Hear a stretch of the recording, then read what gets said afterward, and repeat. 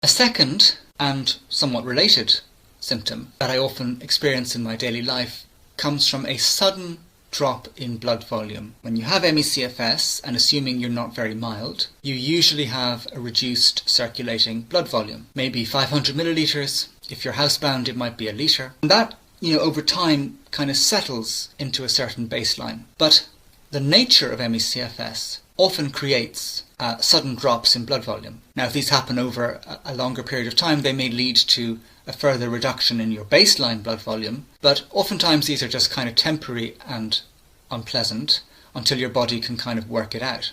The most common reason for a blood volume drop in ME-CFS is crashing, but there can also be more subtle reasons for why this might suddenly happen. To give 2 examples in my own case, I have to be mindful of how much salt I add to my meals. So, like these days, I often add 3 significant pinches of salt to my food.